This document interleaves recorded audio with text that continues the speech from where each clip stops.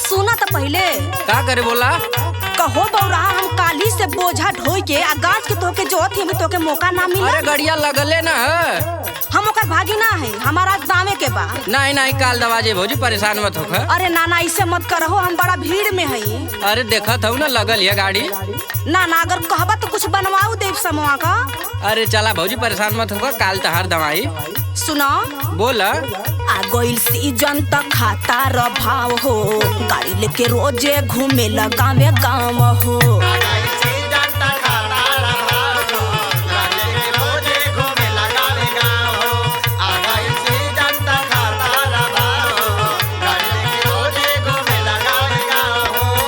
सुनत हुआ बोला।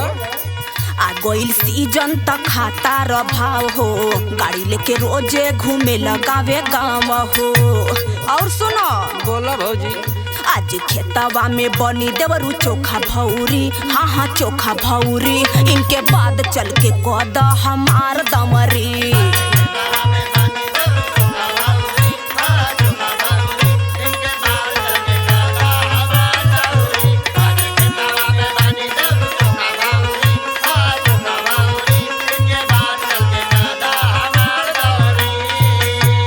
खैले पियले का लालच दे के लेके चलबू।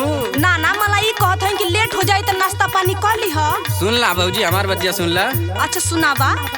चैत में तोहके ना करब नाराज हो, होका परेशान जानी करब नायाज हो। काहे हो? ए भौजी सुना हमार मजबूरी सुना। चैत में तोहके ना करब नाराज हो, होका परेशान जानी करब नायाज हो। ए भौजी हमार मजबूरी समझा, आज ना हो पाई। काल कर भौजी तोहार दोपहरवा में भौजी बाटे ना तेल टकटरवा में। आई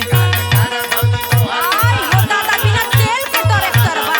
अरे भौजी 120 बोझा घंटा खींचत ह, तेल ना खत्म होई।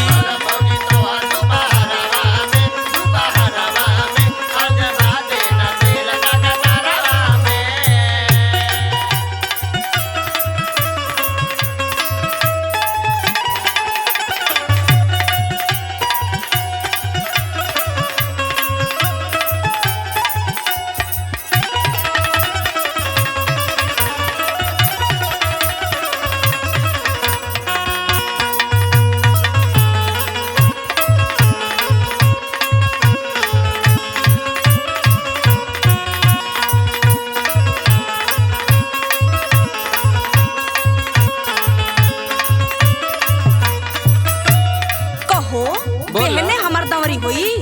काहे देखो तो तमाम लोगन का दामे के बाद सब लोग गाज के खड़ा, सब लोग 3 जाने देखा लाइन लगैले बाड़े यही जो। तो ऐसा ने तोहार ट्रैक्टर बिना तेल का चलेला। दिनों रात तक खटत तो खत्म ना होई। अरे तो रुपया तो ही ना खरियावत हुआ कि हम। अरे सब लोग उधारी लगा देता, कहता बिहान मिली अगले सीजन में मिली। बोला। आ देखा देवर बबुआ मजाक मत करो, बड़ा हम सीरियस में कहत हई हो।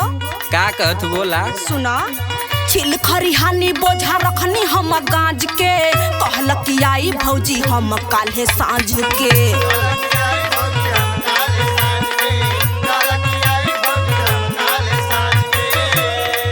अरे भौजी ऐसा मैया देखा तू कहले हुआ। अरे भौजी कह देनी तय आई जरूर। और सुना बोला। नहीं करब त गाड़ी जाके खोजबिया उरी, हाँ खोजबिया उरी। इनके बाद चल के कद हमार दमरी।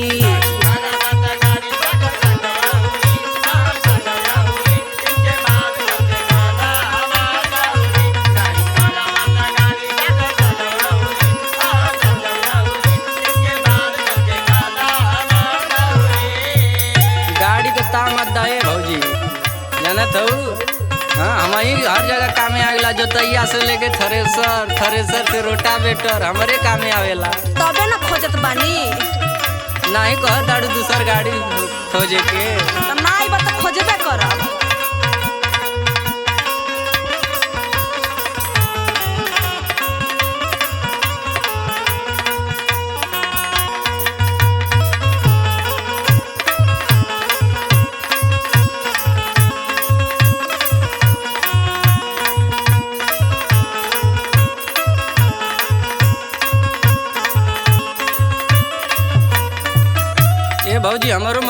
ना बा ना, ना। उनका दामे के बा नदी पे देखो तो कितना बोझा गाजल हवे। तो हम सबकर भागी ले बानी। नहीं हम ले ले हई ना। अच्छा तो हमके काहे कहला कि तू अपन बोझा गाज ली? अरे भाभी तो तहार काल हो जाई, परेशान मत होकर सुना हमार बतिया। अच्छा सुनाबा। हम अकेले करी लगाव भर के बुझा मजबूरी भौजी तू तबाड़ू घर के। ओहो यही से हमार पीछे होई। अरे पटीदार बाड़ू ना। हम अकेले करी लगाव भर के बुझा मजबूरी भौजी तू तबाड़ू घर के। बात समझ अनु भैया बो का दामे के बनारवा में। हाँ हाँ नारावा में भौजी बाटे न तेल टकटरवा में।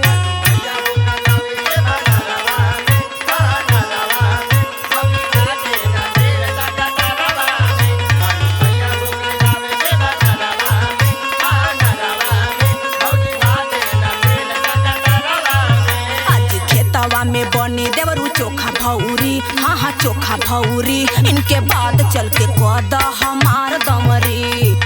काल कर भौजी तोहर दुपहरवा में भौजी बाटे ना तेल टकटरवा में। आज खेतवा में बनी देवरू चोखा भौरी। हाँ हाँ चोखा भौरी इनके बाद चल के कद हमार दमरी। काल कर भौजी तोहर दुपहरवा में भौजी बाटे ना तेल टकटरवा में। काल सुबह मामा के लेके आई दवा जाई। हाँ तो काल फुल टंकी क के आई ह। चला भौजी काल थ्रेसर परेसर से चली।